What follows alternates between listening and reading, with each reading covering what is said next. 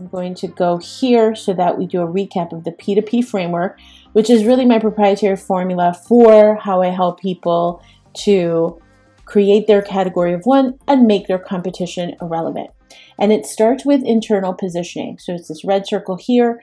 And internal positioning has everything to do with your own internal alignment. And it may sound woo-woo, but trust me when I tell you, have you ever stopped to wonder, why is it that maybe you've taken a course or you've taken a training or done coaching with someone else, and let's say that there's 50 people and there's one or two people that just crush it, they kill it.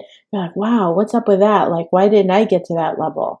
And there's other people who do nothing with it. And then there's other people who are just kind of like, I always envision it's like you're in the middle of the ocean and you're treading water and you can see that right in front of you, there's the promised land. And yet you're sitting there treading water because you're either scared or you're not sure. You're like, can I get there? What if I don't make it? What if it's wrong? And this and that, blah, blah, blah. That's what we talk about with internal positioning. So it's really creating that awareness of the things that may be sabotaging your success.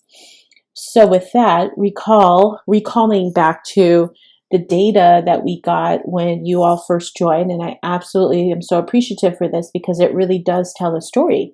It creates a baseline. See, the thing is, you don't know how to improve something if you don't know where you're starting from.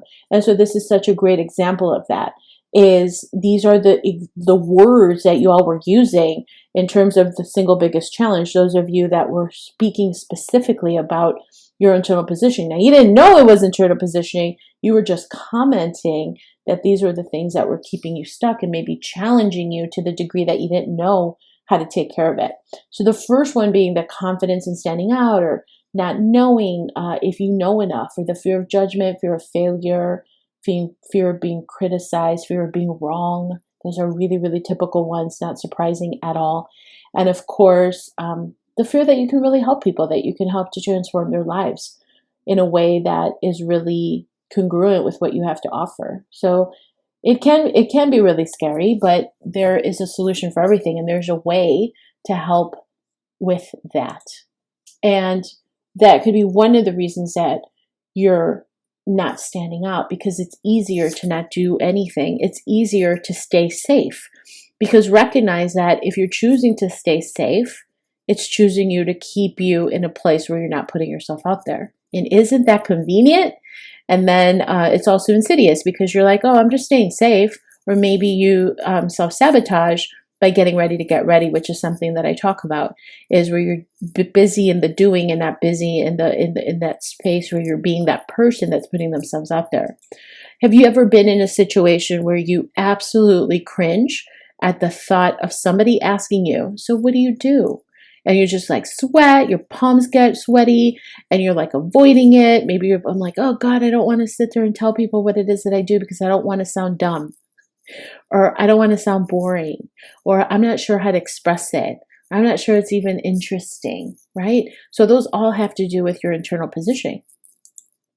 But the thing is that one of the questions that's really, really important for you to get a really strong grasp on is, who are you? Who are you as a business? Now remember that alignment between you showing up as a representative and the CEO of your business has to be aligned with truly who you are. We talked about that, and I mentioned how I covered it in a podcast when how much is too much. Is I'm super comfortable in my skin. I wasn't always like that because I was always thinking, is this good enough? Do I sound good enough? Like, do I sound smart enough? You know what I mean? When you're just not sure of that. So really, who are you, and owning that space and how you want to show up, because that is going to trickle into your messaging. It's going to trickle into how you're showing up, what you're saying, and ultimately the people that you want to attract in your business. Remember, we're in the business of fishing, not hunting. We want to attract those people that we're meant to connect with and collaborate with and help. And the other side of it is, why do you matter? Now, you may have heard of Simon Sinek, who came up with this concept called Start With Why. And he talked about in a TED Talk where he talked about people focus on what they do and how they do it, but what really matters, or the companies that forge ahead, are the companies that can explain why they do it. They do it for the why. So my why is that I am focused on creating expansion for my clients. So basically, it's not about, I'm going to make $1 million. And it's not, that's not why I'm doing it.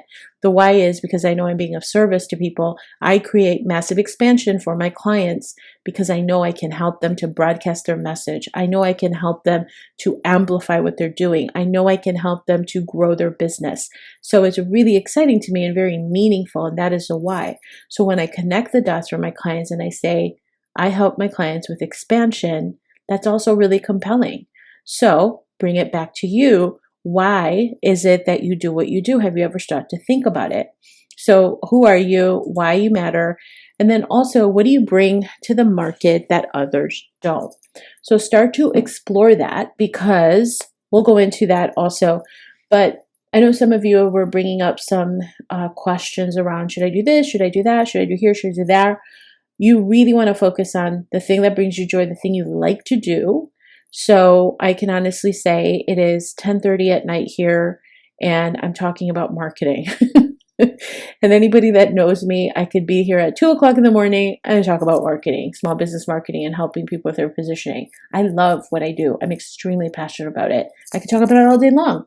So I'm doing it in a way that I bring to market something that others don't, because I'm fairly certain that you haven't heard this whole angle, the way that I teach it around positioning, internal, external activation, making it super succinct and easy to follow, right? So back to you. What do you bring to the market that others don't?